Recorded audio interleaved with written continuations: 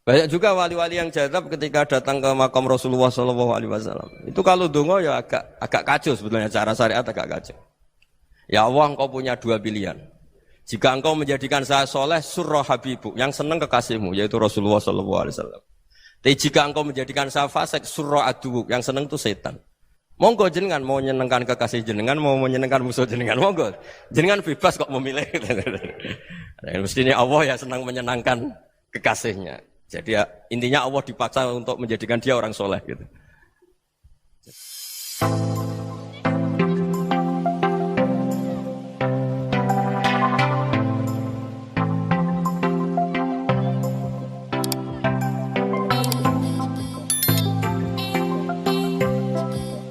Orang ahli tafsir tahu semua kalau Nabi itu tidak mungkin dosa. Jadi itu khitabun Nabi wa urida bihi ummatu, itu khitab Nabi, tapi yang dimaksud itu umatnya, karena Nabi tidak akan mengalami dzambun, tidak akan mengalami dosa. Sekarang enggak, kadang-kadang kita ini kalau orang lain salah itu semangat. Kalau di perusahaan ada teman salah, apalagi pimpinan salah itu seneng. Barokahnya salah bisa ganti kan gitu. Ya, jadi kalau mungkin di dunia tokoh juga gitu, barokahnya ada tokoh salah, kita yang jadi populer sendiri, tidak boleh seperti itu. Kita harus salimus sodri di jami'il muslimin. Jadi ini harus dilatih. Saya tadi matur sama Habib Ahmad, latihan kita jadi hidup. Nabi itu kalau resep jadi wali itu kata Nabi gampang. Kata Nabi, kalau kamu ingin disenangin Allah, ya sudah. Kalau kamu asbahta wa amseta gini-gini, perasaan kamu, kata Nabi, jangan punya perasaan ghil sama orang muslimin. Itu sudah wadzalika min sunnati. Makanya Nabi ngendikan la yablughni ahadun an ahadin syai'an. Ada yang baca la yuballighni ahadun an ahadin syai'an. Seseorang jangan melaporkan ke saya tentang salahnya yang lain. Fa inni akhruju ilaikum wa ana salimus sodri. Karena saya ingin ketemu sampean semua dalam keadaan salimus sodri, tidak punya perasaan apa-apa. Karena kalau nurutin pembisik, nurutin informasi itu ya repot, karena orang pasti sepihak. Ada kiai yang top, datang ke kampung-kampung yang desa-desa. Kata yang seneng itu punya akhlak. Wah itu bagus orang besar datang ke kampung-kampung. Kata yang nggak seneng, wah itu jobnya kiai kecil kok diambil, itu kan ya kasihan itu kan sudut pandang.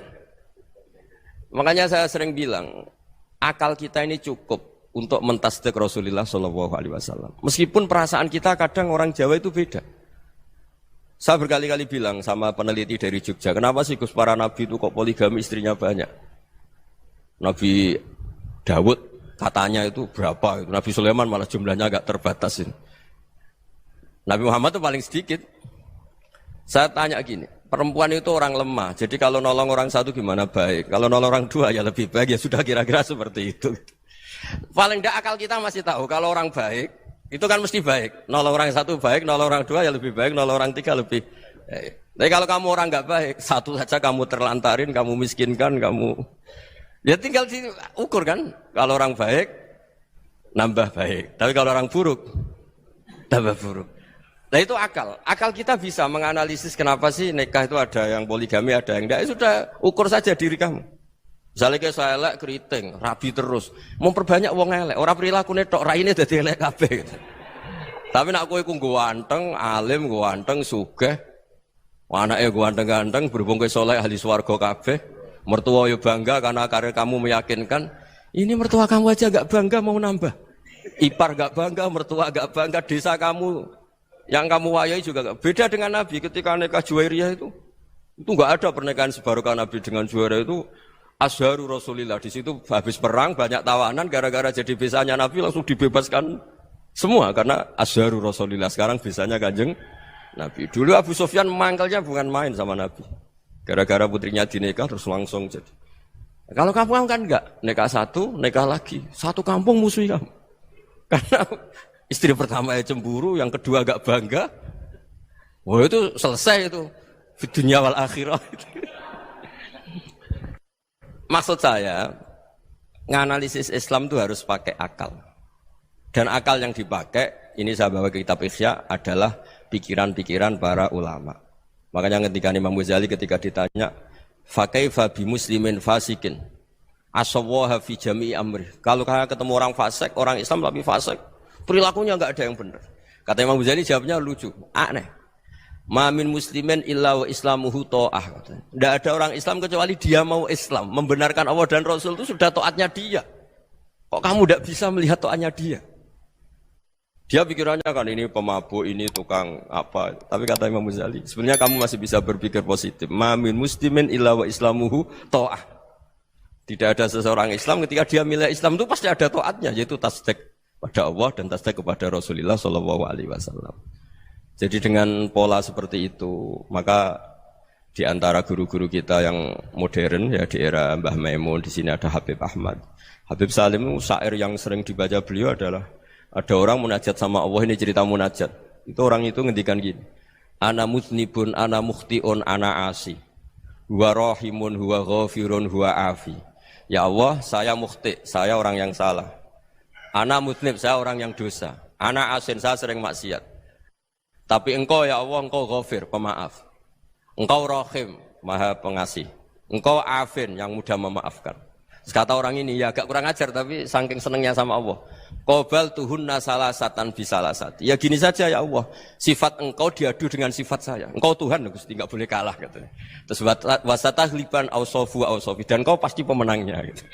Jadi ada orang rayu Allah dengan cara seperti itu ya ada ya. Saya ini manusia, salah saya banyak. Engkau ampunannya banyak. Engkau Tuhan, Gusti, enggak boleh ampunan Anda, ampunan engkau kalah dengan salah saya. Enggak boleh Tuhan kok kalah. Jadi untuk supaya orang punya harapan gitu. Banyak juga wali-wali yang jadab ketika datang ke makam Rasulullah SAW. Itu kalau dongo ya agak kacau sebetulnya, cara syariat agak kacau. Ya Allah, engkau punya dua pilihan. Jika engkau menjadikan saya soleh, surah habibu, yang senang kekasihmu, yaitu Rasulullah SAW. Tapi jika engkau menjadikan saya fasik, surah adubu, yang senang itu setan. Monggo jenengan mau menyenangkan kekasih jenengan, mau menyenangkan musuh jenengan, monggo. Jenengan bebas kok memilih. Mestinya Allah ya senang menyenangkan kekasihnya. Jadi ya, intinya Allah dipaksa untuk menjadikan dia orang soleh gitu. Jadi kayak kemarin itu Pak Bu siapa yang kesini itu, kuliah kesini itu sama Habib Ahmad. Saya pertama nggak mau, lama-lama Habib Ahmad. Ini gimana Gus? Orang tahunya saya dekat jenengan, kalau nggak kasil saya malu. Waduh. Ini kayak doanya wali yang tadi. Nggak punya pilihan.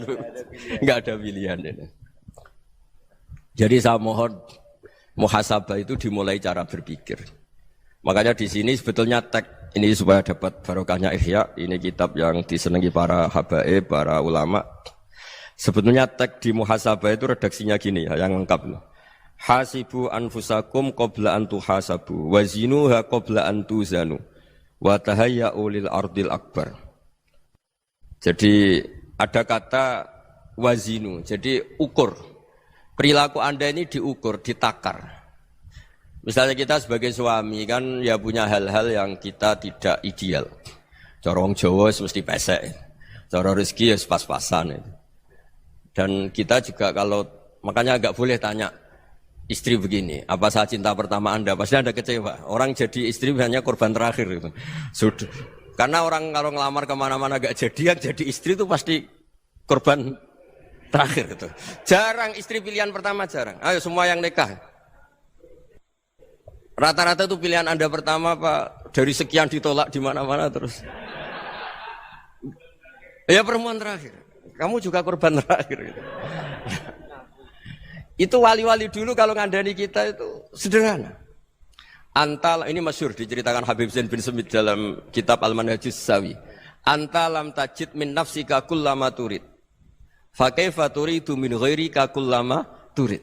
Kamu yang ingin ideal saja kamu tidak menemukan pada diri kamu untuk menjadi ideal. Kamu kan ingin ganteng, ingin punya uang banyak, ingin perilaku Anda sempurna. Anda saja yang punya keinginan tidak bisa mewujudkan keinginan Anda sendiri. Fakaifa turidu min ghairika ma turid. Jadi antalam tajid min nafsika kullama turid. Fakaifa turidu min ghairika kullama turid. Kamu yang punya keinginan saja. Misalnya saya ingin punya uang banyak, perilaku saya selalu benar, enggak pernah salah. Loh, saya yang ingin saja dengan diri saya enggak bisa untuk benar terus. Kok kamu berharap orang lain selalu benar? Jadi antalam tajid ya sama. Kalau kamu menuntut istri kamu itu ramah, neriman. Apa kamu neriman sama wajah istri Anda gitu? Engko yo polah ning dindi jajaki sana jajaki sini kamu sendiri ndak kona apa.